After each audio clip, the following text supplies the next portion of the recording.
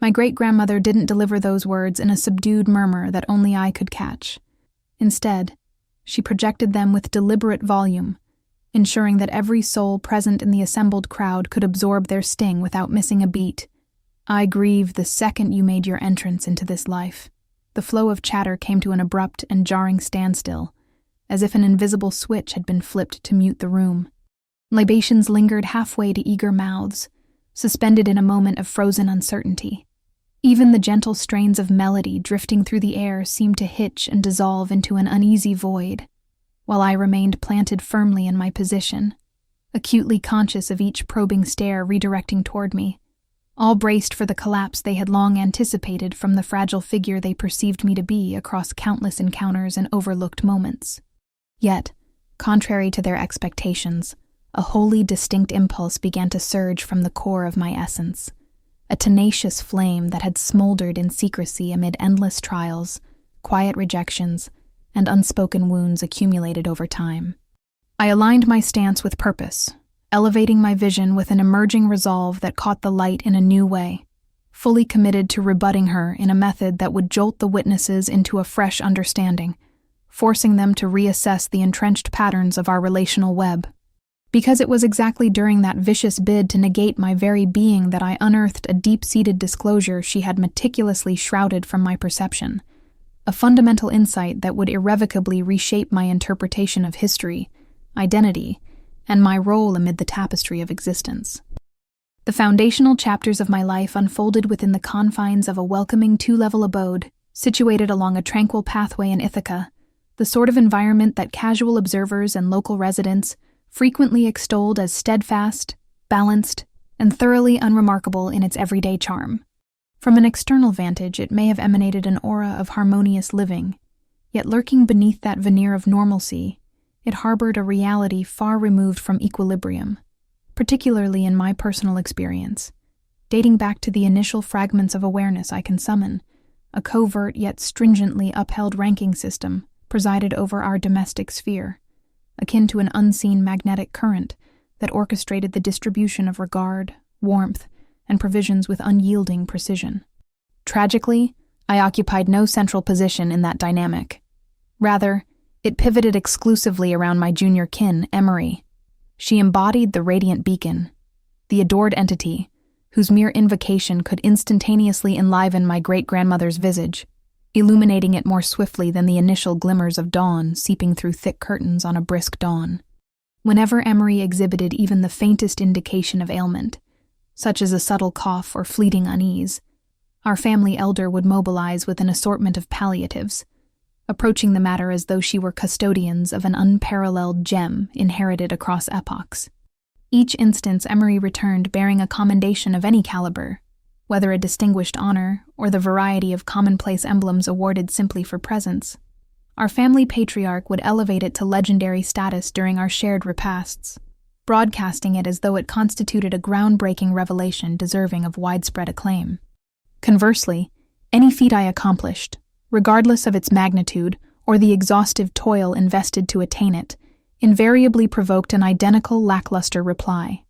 A courteous nod that evaporated in moments, may be paired with a perfunctory gesture of approval, before the discourse inevitably looped back to its designated focal point, the perpetual spotlight on Emery's evolving pursuits. I can still conjure the vivid details of the springtime when I captured the premier accolade in the Provincial Arts Symposium. I had reached 18, brimming with a cocktail of exhilaration and anxious expectancy. I transported that emblem of success homeward with meticulous caution, regarding it as the most susceptible treasure one could imagine, my grip steady to prevent any minor imperfection from tarnishing its integrity. However, upon unveiling it to my great-grandmother, she scarcely diverted her concentration from the heap of arranged belongings she was managing, dispensing merely a vague utterance of, "That's rather pleasing," prior to fluidly redirecting to effuse about Emery's participation in a neighborhood initiative at the Civic Hub that afternoon. Isn't that profoundly motivating? She's crafting legitimate, palpable shifts in individuals' existences. Legitimate shifts. Those particular phrases swiftly congealed into the supreme criterion by which she appraised every endeavor, ambition, and input within our living quarters. Pursuits encompassing the relief of distress, the dispensation of empathy to the afflicted, or the quest for a vocation imbued with evident virtue, and it grew agonizingly clear that none of my undertakings, even the utilitarian ones that preserved our collective functionality and daily rhythm, ever aligned with that lofty benchmark in her estimation. Notwithstanding the relentless tide of belittlement, I declined to allow it to impede my progress. I forged ahead with steadfast determination. During my secondary education phase, I dedicated myself to arduous pre-dawn engagements at a neighborhood cafe, maneuvering through the rigors of scholastic obligations, occupational duties, and familial chores, frequently immersing in scholarly materials far into the nocturnal hours, until weariness obscured the script, and my lids drooped under the strain. As I progressed through tertiary studies, the burden amplified exponentially. I assumed no fewer than 8 concurrent engagements, spanning from instructional guidance for younger scholars to thorough sanitation tasks in commercial spaces post-business hours, to stock oversight in storage facilities, freelance consultative roles, occasional transport services, data entry assignments, sporadic event coordination, and even part-time graphic design gigs for local businesses, all driven by the inexorable truth that monetary commitments persisted irrespective of individual hardships, with invoices arriving in predictable waves. Astonishingly, my kin never ventured to explore the impact this regimen imposed upon me, never delved into the strategies I employed to juggle it without succumbing to collapse. Their sole preoccupations centered on the punctuality of remittances and infusions into the communal funds. Amid those especially taxing dusks when I'd extend my presence at the establishment beyond closure, systematically purifying countertops and gearing up for the forthcoming influx, my thoughts would drift into reveries concerning the sensation of genuine visibility within their realm, not inevitably exalted with fanfare or inundated with laurels, but merely registered as an individual whose labors held significance, whose existence contributed substance rather than being presumed as a given. Gradually, I acclimatized to that omnipresent veil of obscurity, cultivating a subdued fortitude that enabled me to operate even as the effective chasm expanded progressively. Leap forward across the elapsing epochs, and upon the arrival of the confirmation missive affirming my placement at Cornell for an elevated credential in sociology, it was my scholastic mentor who manifested more authentic sentiment, streams of elated tears tracing their cheeks, than my great-grandmother ever conjured. She proffered scant more than a brief inclination, promptly veering the dialogue to Emery's rigorous timetable in the acute care division, positioning my triumph as naught but a transitory footnote in the expansive chronicle of Emery's unceasing voyage toward eminence. Profoundly embedded, a resilient shard of anticipation endured within me, persuading myself that conceivably this tier of attainment would ultimately recalibrate the equilibrium, inciting a transformation in my perceived worth and reception. And in the direct wake of my commencement proceedings, enveloped by the ceremony's grandeur and ritual, I ventured to nurture that hope anew, permitting it to embed, if only temporarily. I selected Vancouver as my fresh operational hub, owing to its essence of rejuvenation and prospect. A dynamic metropolis propelled by creativity, where lofty edifices of metal and transparency mirrored the indefatigable spirit of its dwellers, all beneath heavens frequently adorned with striking twilight hues and intermittent invigorating downpours. I clung to the conviction that re-entering my origins equipped with a Cornell accreditation and a sought-after placement in social research would finally evoke the esteem I'd yearned for, compelling them to peer beyond the exterior and acknowledge the proficient autonomous entity I had sculpted amid hardship. What I failed to anticipate was how the commemorative feast at Pacific Heights Lodge would demolish those delusions, laying bare the stark verity of my standing in their universe with merciless conclusiveness. The intervals succeeding the graduation blurred into a vortex of heartfelt accolades and affirmations from those who had directly observed my odyssey, the educators who had devoted hours to steering me through intricate doctrines and demanding undertakings, the cohorts who had partaken in the exhaustive nocturnal collaborations and joint discoveries, the vocational associates who grasped the heft of the duties I'd borne sans grievance. For the inaugural occasion in an era that seemed interminable, I permitted myself to envision that my lineage might converge with me in that arena of acknowledgement, manifesting not solely from kin obligation, but motivated by bona fide veneration for my accomplishments.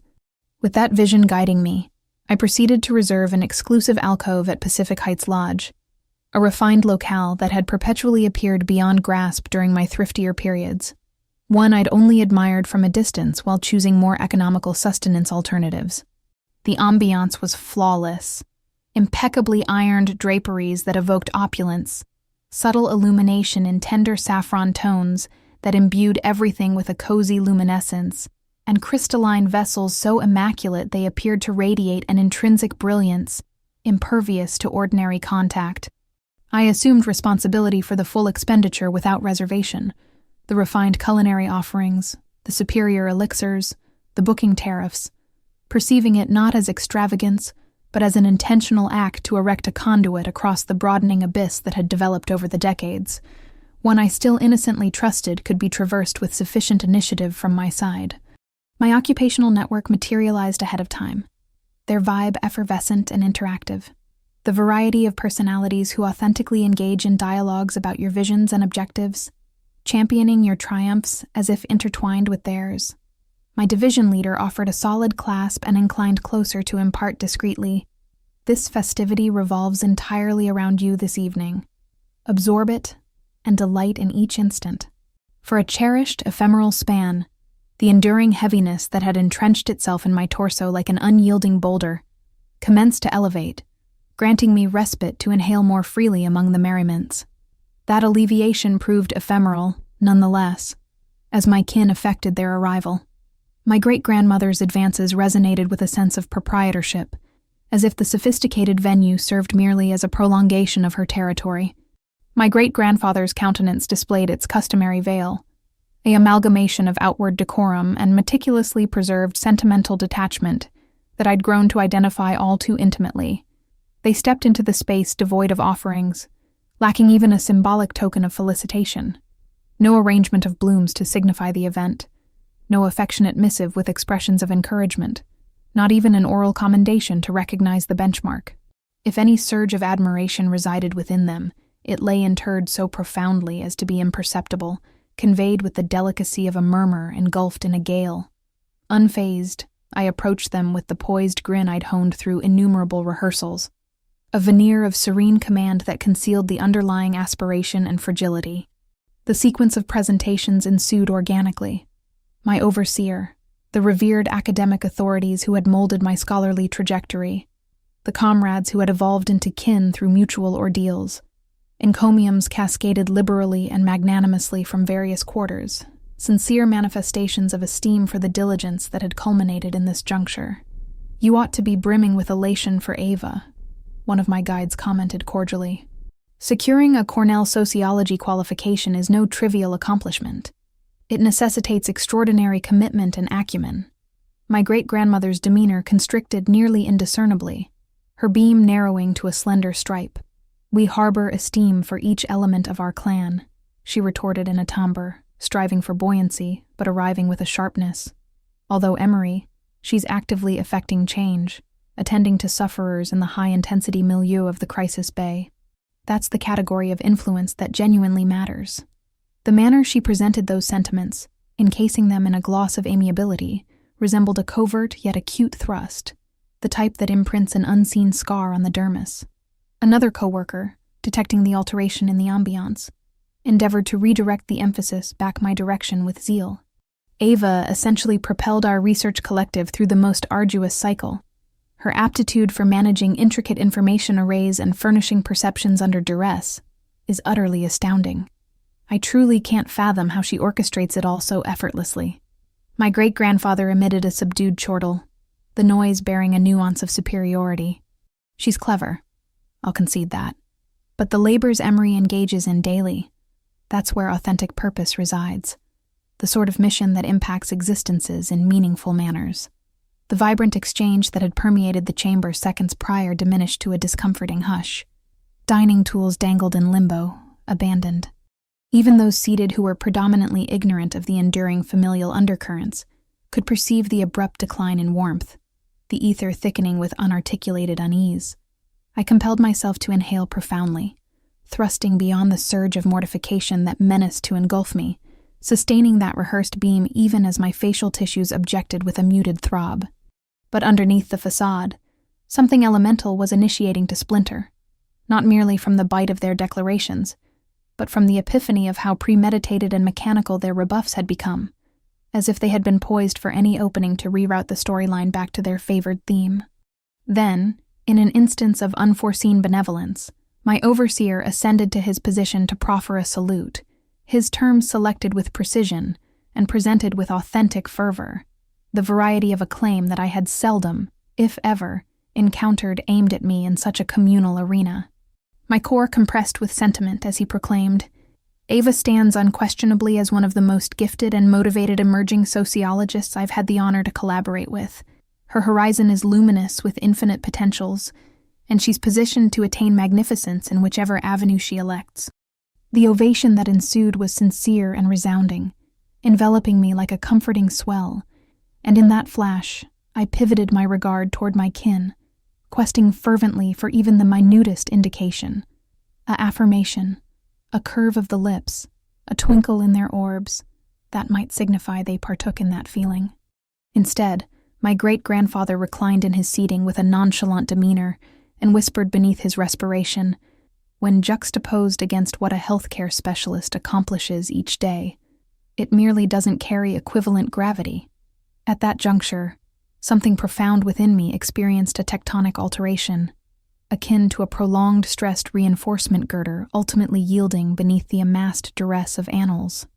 And then, sans any prelude or escalation, my great-grandmother released a solitary, effortless exhalation and liberated the assertion that would irreversibly bisect my cosmos into pre and post. You comprehend? I frequently discover myself pondering why Ava addresses everything with such fervor and gravity. Emery has never been inclined to generate this kind of superfluous turmoil or attract notice in such fashions. The chamber appeared to incline on its pivot, the refined environs smudging at the peripheries as a tide of disorientation cascaded over me. Unbeknownst at that suspended instant, I teetered mere instants from assimilating the expression that would dismantle the meticulously built fabric of convictions and presuppositions I'd grasped for so extended. When it ultimately materialized, it didn't manifest with the vigor of a thunderbolt or a fervent eruption. Rather, it glided out mildly, nearly informally, as if she were offering a casual remark about the transient landscape or the caliber of the climate beyond. "I grieve the second you made your entrance into this life. For a concise pulse, the terms suspended in the ether without completely registering, their connotation not yet breaching the haze of astonishment. The locale felt excessively luminous beneath the luminous fixtures, the stillness that pursued too profound, the immobility too utter. Then, resembling an edge dissecting through tissue, the complete ramification struck me, frigid, relentless, and impossible to disregard. My great-grandmother wasn't articulating from a realm of transient irritation or depletion, nor was she amplifying for theatrical impact. She embodied every syllable, conveying them with the identical nonchalant simplicity one might employ when commenting on a bill of fare selection or soliciting a replenishment. Somewhere toward the terminus of the elongated board, a piece of tableware rattled against a dish, the resonance amplified in the strained quiescence. A keen inhalation emanated from one of the attendees, perhaps the associate or guide registering the brutality of the juncture. My larynx sealed, terms failing to materialize as a knot of sentiment lodged there, declining to dislodge. I could sense the burden of every solitary pair of eyes in the chamber affixed upon me, all of them awaiting with suspended respiration to observe how the poised one, the persevering one, the individual who had perpetually absorbed the affronts and advanced without remonstrance, would react to this supreme assault. But in lieu of disintegrating into sobs or retaliating in fury, I discovered myself serenely propelling my seating rearward from the board. The abrasive scrape of timber against the varnished surface cleaved through the hush like a resolute stroke, reverberating my internal determination. "If you'll pardon me," I succeeded in uttering, though the timbre that emerged sounded remote, as if it pertained to an outsider viewing the spectacle from a distance.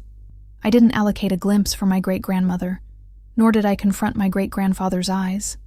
I even evaded gazing at my overseer, who executed a partial motion to elevate and pursue, his worry apparent, but unacknowledged. I merely departed, my paces resounding against the hardwood in acute, irregular rhythms that echoed the turmoil in my psyche. By the time I emerged into the open atmosphere, the Vancouver twilight had completely descended, enfolding me like a shielding barrier. The refreshing zephyr teasing at the borders of my respirations, bearing traces of distant precipitation, and the subtle aroma of flowering cedars from adjacent parks. A gentle mist had initiated to descend. Not a torrent, but sufficient to mellow the crisp contours of the metropolitan luminosities, converting them into blurred bands of topaz, lapis, and jade that frolicked across accumulations on the pavement. I lingered there immobile for what seemed an eternity, the buzz of traversing conveyances and the sporadic signal providing a prosaic accompaniment to my upheaval. And for the primary occasion in my whole being, I encountered a total sensation of disconnection from the bonds that had constrained me. It wasn't liberty, not in that unrefined, exhilarating form just yet. It was more akin to a pristine severance, a liberation from shackles I hadn't entirely recognized until they were absent. The sobs I had foreseen, the ones that ought to have emerged cascading in a purgative deluge, never came to fruition. I'd prepared for them, anticipating the barrier to rupture, but instead, there was solely a deep numbness, an echoing lassitude that had been accruing stratum by stratum over the span of years, perhaps extending back to my earliest recollections of sensing like an addendum. In that instant of solitude, a torrent of remembrances inundated my consciousness. The anniversaries that transpired with minimal pomp or were eclipsed by Emery's occasions, the half-spirited felicitations proffered over stacks of routine tasks, the economic loads I'd borne without interrogation or protest, guaranteeing the clan's steadiness while my own requirements remained unfulfilled. Abruptly, the aggregated mass of it all bore down with a ferocity that was nearly corporeal, menacing to pulverize me beneath its encumbrance. When I ultimately arrived at my residence in Evergreen, my refined garb was saturated from the drizzle, adhering uncomfortably to my epidermis, and my digits quivered with a faint, uncontrollable tremor that testified to the adrenaline still surging through my veins. I dislodged my footwear with greater vigor than required, permitting them to clatter against the partition, and descended onto the chilled flooring in the embracing obscurity, my back against the barrier as I gazed blankly at the intermittent flicker of the router indicator on the ledge, half anticipating it might proffer some cryptic direction for what to pursue next in this unmapped domain. My device commenced to vibrate persistently, the display illuminating with alerts. 19 unanswered summons from my great-grandmother and great-grandfather, interspersed with a solitary, curt dispatch that incised deeper than any of the verbal barbs from earlier. You've inflicted disgrace upon us entirely. I confide you're gratified with the consequence. Gratified? The very notion writhed like a blade in my viscera. Gratification was a sentiment they had never condescended to link with me, yet they anticipated me to derive it from fulfilling their necessities and maintaining their facade. In that flash, something vital within me ultimately surrendered, not with a theatrical crack, but through a nuanced, inexorable adjustment that resembled the shifting of currents. With intentional actions, I launched my banking interface on the gadget, navigating to the segment for planned disbursements. There they stood, arrayed like obedient sentinels. Remittances for my clan's service bills to maintain illumination and hydration, infusions toward Emery's perpetual academic outlays that appeared infinite, the lingering segments on the clan abode's encumbrance that I'd been eroding for annals, and even lesser assignments for sundry domicile restorations and upkeep that invariably surfaced at inopportune junctures. For an elongated instant, my appendage suspended over the choices, the former incarnation of myself, the one characterized by unswerving commitment and self-denial, battling desperately to reclaim dominance, to preserve the existing order that had delineated my function for so prolonged. Then, with a sense of conclusiveness, I pressed the revoke option. 1 transfer eradicated. 2, 3, 4, 5, 6, 7, 8. Each validation resounded in the tranquil space like the rotation of a key in a bolt, fastening a portal that had been left partially open for far too extended. As the procedures finalized, the silence in my quarters underwent a metamorphosis. It no longer resembled an empty abyss bereft of warmth or intent. Instead, it evolved into a haven of tranquility, a domain that was entirely mine to mold without the perpetual tug of external imperatives. The subsequent morn introduced an unanticipated caller. Benjamin, an intimate comrade from the workplace, who appeared unheralded with a variety of takeaway containers from my preferred blend eatery and a flask of artisanal brew he asserted was merely something he possessed in excess, though his thoughtful choice indicated otherwise. "Just verifying you're still in the realm of the living," he bantered lightly, his inflection threaded with authentic solicitude as he navigated cautiously over the dispersed volumes and documents near the threshold that I hadn't troubled to organize in my preoccupied condition. I found myself back on the flooring, this occasion with companionship, as we unpacked the nourishment, the ascending vapors from the heated dishes functioning like a tender mooring, drawing me back from the sentimental void and anchoring me in the current instant. "I believe," I articulated gradually, extending the terms as if assessing their heft. "I'm genuinely concluded this time. Concluded with the cycles, the anticipations, the interminable loop of bestowing without reciprocation." He didn't truncate me or hasten to proffer unrequested counsel. He didn't press me to reevaluate or minimize the gravity of what had occurred. Instead, he merely inclined in agreement, his countenance soft and comprehending, responding, "It's high time you prioritized yourself for a change. You've been supporting everyone else for too prolonged." His sentiments acted like a salve, stabilizing the turbulent waters within me. For the first time in what seemed an eternity, I wasn't submerging beneath the swells of commitment and bitterness. I was breaching the exterior, inhaling deeply, and commencing to navigate toward something superior. 8 weeks glided by, devoid of a solitary effort at connection from my clan. No communiques of remorse to repair the breach, no justifications to vindicate their conduct. Nothing but the identical strain of hush they had always enforced upon me whenever I ventured to voice discomfort or requirement. Now, that hush was inverted upon them, its margins honed into an instrument capable of inflicting the sort of agony they had long disregarded in me. Curiously, I didn't discover myself yearning for their presence or validation in the fashion cultural standards might prescribe a kin member ought. What I missed, if anything, was the romanticized rendition of them I had fabricated in my psyche over the annals. A fantasy lineage that furnished unconditional backing and affection, one I had contrived to fend off the biting seclusion of actuality. Relinquishing that mirage demonstrated to be a poignant procedure, aching in its essentiality but ultimately emancipating, akin to discarding an epidermis that had grown too constrictive and limiting. In the vacuum generated by their non-attendance, my vocation emerged as my chief asylum, a realm where my endeavors were not only acknowledged but exalted. The primary optimization enterprise I'd been spearheading engulfed my spans entirely, requiring extended durations and intense concentration. But I embraced the trial wholeheartedly, discovering consolation in the framework and mission it supplied. For the premiere, I wasn't dissipating my vitality into ventures, only to have them overlooked or diminished. Associates attended intently when I proffered concepts, beneficiaries trusted my suggestions and deferred to my proficiency, and my supervisor designated progressively substantial duties with the assurance that I would manage them adeptly, because repeatedly, I had demonstrated that I could.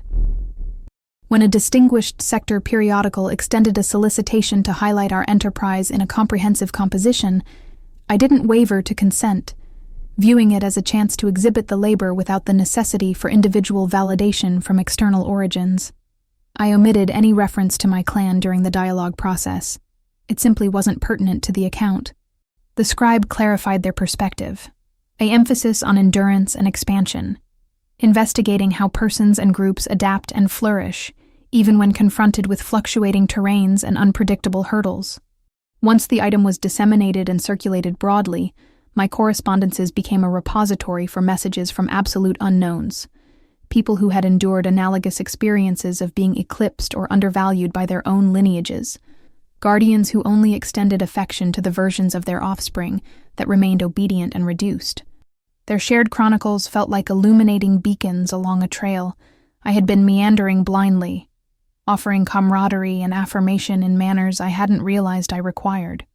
But as I've absorbed through arduous encounter, genuine serenity is seldom permitted to linger unperturbed, especially in clans marked by malfunction and entitlement like mine. It was on a Saturday twilight, following a depleting 20-hour day replete with conferences, information dissection, and tactic assemblies that I trudged home still in my occupational garb, my outerwear slipping off one shoulder from pure fatigue, only to detect two familiar outlines delineated against the opaque glass of my residence portal.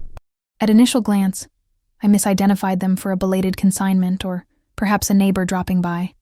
But then the unmistakable cadence of my great-grandmother's voice penetrated the ether. "Ava, unlock this entrance immediately. We know you're inside. We observed your illumination activate." My insides churned with a blend of apprehension and acceptance. I didn't hasten to comply, lingering there for a moment longer than essential, not out of terror, but because I had finally internalized that I no longer owed them my prompt attention or lodging. When I eventually rotated the handle and swung the portal agape, they didn't await an invitation. They surged inside with the assumption that my domain was theirs to command, just another asset I preserved for their convenience. My great-grandfather claimed the settee without a term, settling in as if he belonged there, while my great-grandmother paced the extent of the living area a few times before turning to confront me, her traits etched with a fragile, barely contained fury that simmered just below the surface. "We have to conduct a grave deliberation," she announced, her inflection leaving no space for debate. "Let me surmise. It's concerning Emery?" "Of course it's concerning Emery. Who else would it be? It always revolves back to her, doesn't it?" My great-grandfather interlaced his digits in a stiff, formal gesture, his posture rigid as he conveyed the intelligence. Her fellowship initiative encountered an unforeseen obstacle: fiscal reductions across the spectrum, roles eliminated without forewarning. The pending equilibrium on her academic fees is now delinquent, and if it's not addressed swiftly, she'll be compelled to retreat or take an indefinite hiatus, potentially derailing her whole professional trajectory. I lingered upright, refusing to descend to their level or render myself comfortable in what promised to be an uncomfortable clash. My gaze held firm, unblinking, as I absorbed their terms without instant reaction. And then, as if a barrier had burst, my great-grandmother's poise fractured. "We need your assistance to resolve this out. You're the one who's always managed these monetary affairs so capably." The absolute audacity of their plea landed like a corporeal strike, expelling the air from my lungs for a moment.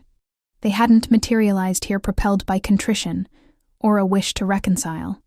There was no probing into my welfare, no recognition of the anguish they'd inflicted that evening at the lodge, no contemplation on how their terms and deeds had forged a gulf broad enough to ingest decades of joint history. No, they had surfaced on my threshold solely because they necessitated me to once again intervene and salvage the circumstance for their favored offspring, to enact the role of the dependable rectifier they'd come to depend upon. When I didn't reply forthwith, permitting the hush to extend uncomfortably, my great-grandmother's voice honed like a blade sharpened for conflict. "Ava, this isn't the occasion for harboring resentments or being juvenile about prior disputes. Emery is your blood, she's kin, and kin bolsters one another in periods of necessity." The ludicrousness of her entreaty elicited a concise, acrid chortle from me, one lacking any genuine mirth, laced instead with the amassed animosity of years. "I've been bolstering her, and all of you, for what feels like perpetuity. I've covered her scholastic costs term after term, paid the invoices that kept your home functioning seamlessly, contributed to the encumbrance payments even when it meant forfeiting my own comforts and prospects. I've labored myself to the bone, thrusting through exhaustion and burnout, all to ensure this family unit didn't crumble under its own weight. And in return, you stood there in that lavish chamber, encircled by individuals celebrating my feats, and publicly proclaimed that you grieved my very existence." My great-grandfather sat up straighter, his tone defensive as he interjected.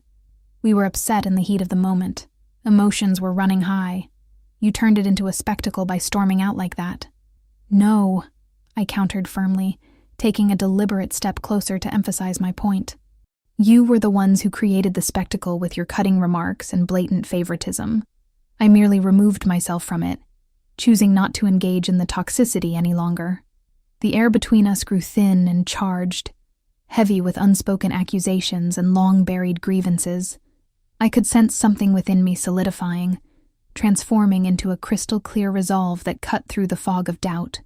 "But you're still our kin," my great-grandmother insisted, her volume rising as desperation crept in. Family bonds don't just dissolve over one unfortunate evening. They're enduring, unbreakable. I let out a long, measured breath, steadying myself against the emotional onslaught. You don't get to wield the family card as a weapon now, not after everything you've said and done. Or rather, failed to do. Her eyes flashed with a mix of anger and disbelief. Ava, this is unreasonable. You're letting pride cloud your judgment. You owe us for all we've provided over the years. I cut her off mid-sentence, my voice calm but unyielding. I owe you nothing. Any debts I might have felt obligated to repay have been settled tenfold through my contributions and sacrifices. My great-grandfather's face contorted with tension, his features drawing tight. We raised you, gave you a home, instilled values. I shook my head slowly, interrupting his litany. You didn't raise me in the way a child deserves. You used me, drained me of resources and emotional energy without ever replenishing what was taken. The words struck with more force than I had anticipated, hanging in the air like a verdict delivered in a courtroom. Perhaps it was because this was the first time I'd voiced them aloud, giving shape to thoughts that had simmered silently for so long. My great-grandmother froze in place, her posture rigid as if turned to stone, while my great-grandfather's jaw clenched visibly, a muscle twitching in his cheek. For the first time in my memory, they appeared diminished, no longer the towering figures of authority, but merely two ordinary people confronted with a truth they could no longer manipulate or ignore. With purposeful strides, I moved toward the door, not to escape the confrontation, but to open it wide, allowing the cool hallway light to spill into the room and illuminate the scene. If your purpose here was to offer a sincere apology, to make amends for the hurt you've caused, I said quietly but firmly, I'd be willing to listen, to consider a path forward. They remained silent, offering not a single word in response. No admission of wrongdoing, no expression of regret. But if you've come only to demand more from me, to extract further sacrifices without reciprocity, I met each of their gazes in turn, my own steady and unshaken by their presence. That chapter closed definitively, the night you essentially disowned me in front of everyone. My great-grandmother let out a scoff, crossing her arms defensively over her chest. You're making a grave error here. Mark my words. You'll come to regret this decision. One day, you'll realize just how much you need your family, how isolated life can be without those ties. And in that moment, the final piece fell into place. The last shift occurred. Everything within me, aligning with a clarity so sharp and invigorating, it felt like drawing in my first unencumbered breath. I stood taller than I ever had before, my spine straight and my voice resonant with conviction as I delivered the words I never thought I'd have the strength to utter. Treat me as though I never existed in your lives. Carry on as if there was never a relative named Ava to begin with. They both went utterly still, frozen in shock, my great-grandfather's lips parting slightly as if to form a protest that never came, my great-grandmother's complexion draining of color, leaving her looking pale and vulnerable. The room itself seemed to hold its breath, the tension thick enough to touch, the space between us charged with the weight of finality. They lapsed into complete silence, unable to muster a response, and for the first time, it was I who stood firm within that silence, not shrinking or apologizing, but owning it fully. With a subtle gesture, I indicated the open doorway.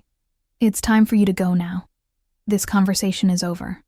My great-grandmother hesitated, her eyes darting around as if searching for some remaining leverage, some angle she could exploit to regain control of the situation.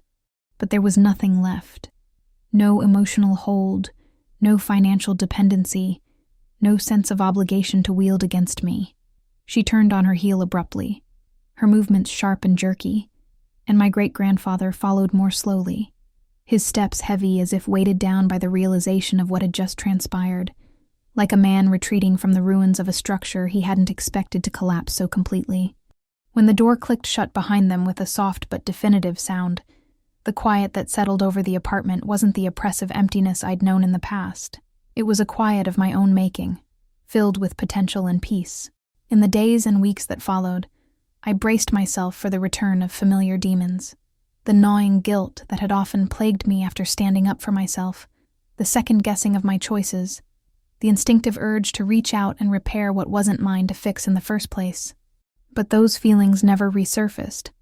They had been exorcised by the confrontation, leaving behind a strange but welcome stillness within me, a serene quietude that I had spent my entire life pursuing, without even realizing it was the goal. My professional life continued to accelerate, providing a steady rhythm to my days. The project wrapped up with results that far exceeded our initial projections, earning accolades from stakeholders and setting new benchmarks for future initiatives. When the client expressed enthusiasm for extending the contract, my supervisor pulled me aside in the hallway, his face breaking into a rare, genuine smile, the kind I hadn't seen directed at me since my earliest school days, when a teacher had praised a particularly well-done assignment. "You're more than ready for this," he said, handing over the documents for a leadership position I'd been eyeing but hadn't actively pursued, recognizing now that I'd been earning it all along through consistent performance. This time, I accepted without the internal debate over whether I deserved it. The doubt had been silenced. The article, once it hit the stands and spread through digital channels, unexpectedly went viral, resonating with a broad audience and sparking conversations across social platforms. My messages overflowed with heartfelt notes from individuals I'd never met, people who had grown up feeling invisible in their own homes, overshadowed by siblings or expectations, their stories mirroring mine in ways that fostered an instant sense of connection. Reading through their experiences felt like stepping into a brightly lit gathering space, populated by faces I didn't know but understood on a profound level, each one offering a piece of the puzzle that validated my journey. One particularly reflective evening, I stepped out onto my balcony, overlooking the pulsating heart of Vancouver's skyline as it throbbed gently beneath a thin layer of evening mist, the lights twinkling like distant stars brought down to earth. I thought back to the young girl who had invested so much energy into earning affection from those who doled it out sparingly, conditionally, or not at all. That version of me had faded away, replaced by someone more grounded, more introspective, yet undeniably complete in her own right. On the final night of that extended period of unraveling and rebirth, I positioned myself on the balcony once more, a simple glass of herbal tea in hand, allowing the gentle night breeze to brush against my skin like a reassuring touch. Vancouver shimmered below me, a vibrant tapestry of illuminated buildings reflecting off the nearby waters, as if the entire world was subtly recalibrating itself in harmony with my newfound freedom. For the first time, I wasn't caught in loops of wishing for a call from my family or rehearsing imagined apologies that would never materialize. I wasn't preparing responses for hypothetical reconciliations. I was simply existing, breathing in steady, unhurried rhythms, finally and fully liberated from the chains of the past. Perhaps I was never the kin they envisioned or desired, but through it all, I evolved into the person I truly needed to become, resilient, self-reliant, and at peace. And if you've ever shouldered the heavy burden of a family that failed to see your worth, to recognize your contributions, know this with certainty. You are not walking this path in isolation. Share your own experiences in the comments below. Connect with others who understand. And if narratives like this resonate with you, inspiring reflection, or offering solace, be sure to hit that subscribe button so you won't miss the next one that comes along. To make this even more immersive, let's delve deeper into the backstory that shaped this pivotal moment. Growing up in Ithaca wasn't just about the physical space of that two-story house. It was a psychological landscape, riddled with invisible barriers and conditional love. The street was lined with maple trees that turned fiery red in the fall, a spectacle that always filled me with a quiet wonder. But even those natural beauties couldn't mask the internal chill. My great-grandmother, with her sharp eyes and even sharper tongue, had come from a generation where favoritism was disguised as practical parenting. She had her reasons, I suppose, perhaps rooted in her own unfulfilled dreams or the way she was raised, but that didn't make the disparity any easier to bear. Emery, born 3 years after me, arrived like a burst of sunlight in a stormy sky. From the moment she took her first breath, the household orbit shifted. I remember the day she came home from the hospital. The living room was decorated with balloons and streamers. a celebration that dwarfed any of my own milestones. As a child, I didn't understand why my drawings from school were glanced at and set aside, while Emery's scribbles were framed and hung on the wall. It wasn't jealousy at first. It was confusion, a child's innocent question of, why not me, that evolved into a teenager's silent resignation. School became my escape, a place where merit was based on effort rather than preference. I threw myself into studies, joining clubs, volunteering for extra projects, all in the hope that academic excellence would bridge the gap at home. The Provincial Arts Symposium wasn't my first win, but it felt like it could be the turning point. I had poured hours into that project, researching, sketching, revising until my fingers ached. Walking home with the award, my heart pounded with anticipation. But the dismissal was swift, a dagger wrapped in casual words. That night, I lay in bed staring at the ceiling, the certificate tucked under my pillow like a secret talisman, vowing to try harder next time. The job started early, not out of necessity for the family, but to build my own independence. The cafe shifts taught me more than just how to make lattes. They taught resilience, customer service as a metaphor for navigating family dynamics. Smile, serve, move on. College was a whirlwind of loans, scholarships, and side hustles. I majored in sociology because I wanted to understand people, societies, the invisible forces that shape relationships. Irony wasn't lost on me as I analyzed family structures in textbooks, while living one that defied healthy norms. The acceptance to Cornell was a beacon, a validation from the world that I mattered. My mentor's tears were a stark contrast to the home reaction, fueling that lingering hope that perhaps, just perhaps, things could change. Vancouver represented more than a city. It was a metaphor for reinvention. The rain-washed streets, the mix of cultures, the innovative spirit, it all resonated with my desire for a fresh start. The job in social research allowed me to channel my experiences into meaningful work, studying community dynamics, inequality, things that mirrored my personal story. The commemorative dinner was meant to be a culmination, a sharing of success. Planning it, I agonized over details, the menu to accommodate dietary preferences, the seating to foster conversation. When my colleagues arrived, their warmth was a balm. Conversations flowing about future projects, shared laughs over past challenges. Then my family entered, and the temperature dropped. The introductions were polite, but the undercurrents were palpable. Each compliment deflected, each achievement minimized. The toast from my supervisor was a high point, words that wrapped around my heart like a hug. Turning to my family for that shared moment, only to be met with comparison, was the crack that widened into a chasm. The words, "I grieve the second you made your entrance into this life," weren't just hurtful. They were liberating in their honesty. Walking out, the rain felt cleansing, washing away years of pretense. Back in my apartment, canceling those transfers was symbolic, a reclaiming of my agency. Benjamin's visit the next day was a turning point.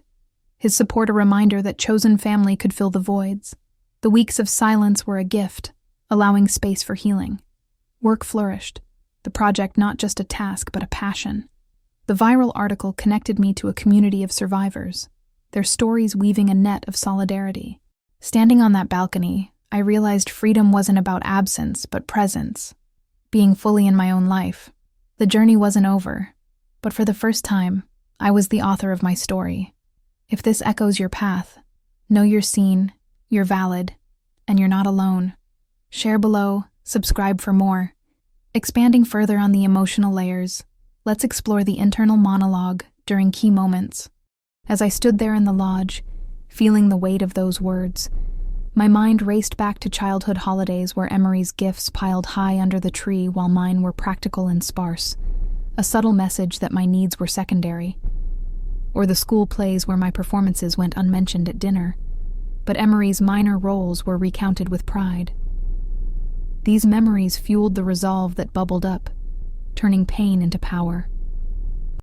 After walking out, the mist on my face mixed with unshed tears, but as I breathed in the city's scent, a blend of ocean salt and evergreen freshness, I felt a spark of rebirth. In the apartment, as I canceled each transfer, I recalled the late nights studying by flashlight to save on electricity bills I was helping pay, the skipped meals to stretch my wages. Benjamin's arrival wasn't just friendly, it was a lifeline. His jokes lightening the load, his listening ear validating years of silent struggle. The 8 weeks of no contact brought clarity. Therapy sessions I started, journaling my thoughts, rebuilding self-worth brick by brick. At work, the project's success led to promotions, networking events where I shone without shadows. The article's virality brought emails from around the world, stories of similar triumphs over familial neglect, inspiring me to start a blog. On the balcony, the city's pulse matched my own. Strong, independent, alive. This wasn't the end. It was the beginning of a life scripted by me.